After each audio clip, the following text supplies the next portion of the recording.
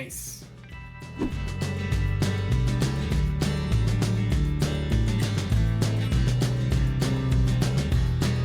The Long Drive is one of those games that you find in the depths of Steam that's really hard to explain to a friend, where it seems all you do is endlessly drive through a procedurally generated apocalyptic wasteland, surviving, looting, and upgrading your car. And yeah, that is most of it. But behind this seemingly simple concept, there's a really satisfying and relaxing gameplay loop with a lot of indie charm. If there's anything I've learned in my time gaming, when a game has buttons for shitting and pissing, you're probably gonna have a good time. Now, The Long Drive doesn't give you much direction other than the vague goal to visit your mother. Presumably she lives at the end of the singular road that bisects the world, but I'm just going to save you some time and let you know what you're in for. Right now at least, Mom's house doesn't exist and the road ends after like 5,000 kilometers. But this game is really about the journey and the mutant hood ornaments that you make along the way, not the destination. And to set off on this journey, you're going to need a ride. Luckily, the house that you spawn in always has a car in the garage that you can repair. The Long Drive's repair system is nothing too complicated, nowhere near something like My Summer Car. If you've played Jalopy, it's kind of like that. For the most part, the engine goes in the engine slot, the radiator goes in the radiator slot, you slap the wheels on the axles, and you get the idea. Once you get your first car up and running, you're going to need to find more fuel, as well as stock up on food, water, and weapons. Along the road and out in the wasteland, you'll find old buildings, oil tankers, and fire stations where you can find useful items. There are enemies to fight, but they're pretty simple. First off, there are these cannibals that tend to be inside buildings, but they just run straight at you once they detect you, and they're pretty easy to deal with. But to the game's credit, they can be pretty creepy. Darkness is actually dark in this game, so when you're walking through an abandoned house, it kind of feels like walking into a meth den from that one episode of Breaking Bad. And then you hear one of these demented tweakers saying stuff to you through the walls, but you don't know where they are, and for the first few times, it's pretty unnerving.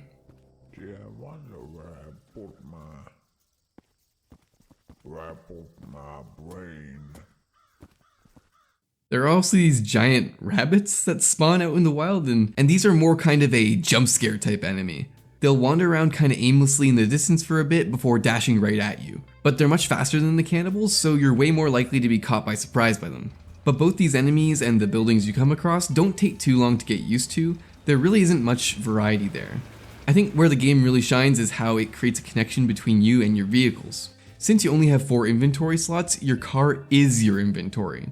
Where in other games you have a pocket dimension backpack that can store hundreds of kilos of shit, here you have the backseat and the glove box.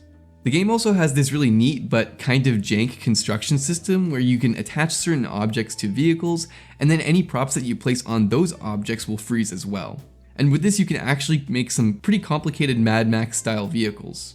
One of my favorites was this truck, which I basically converted into a mobile home, putting a bed and shelves in, and then I attached refrigerators on the outside and used those as additional shelves. It got really crazy. The only problem is that this mechanic isn't explained well. It's not made super obvious that you can even do this or which props can be attached, but it's a super important part of the game as you get more stuff. Like, for the first 10 hours or so of playing, I didn't know you could do this, so I had everything loose in my car, not prop locked down using this system. And the game's physics system really does not like when things are flying around loose.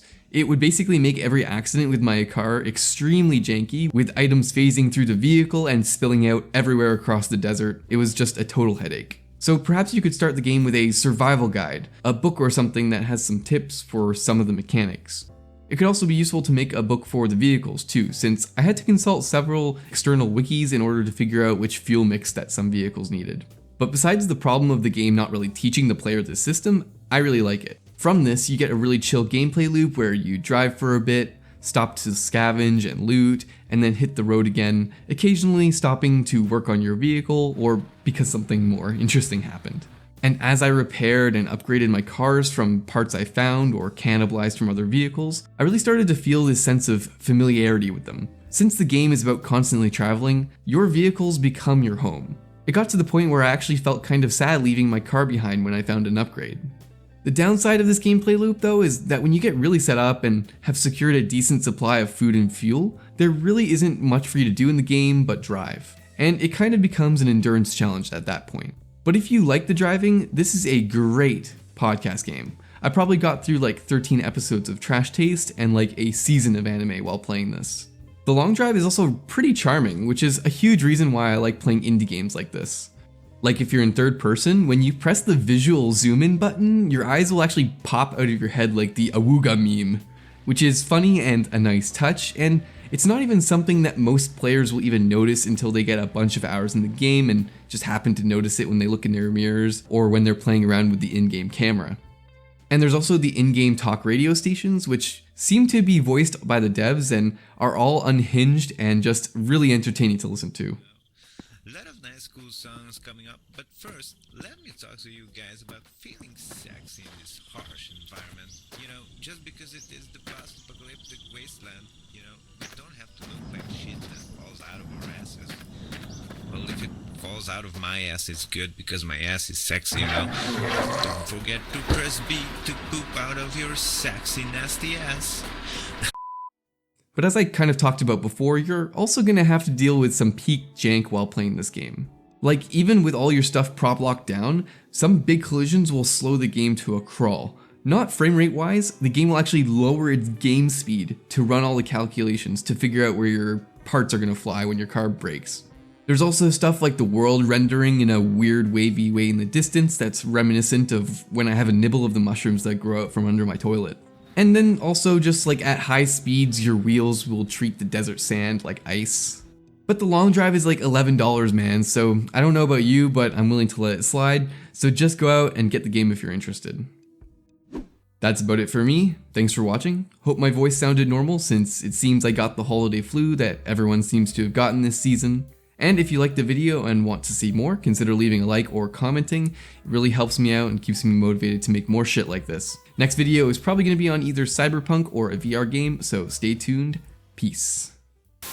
I am coming. I am coming.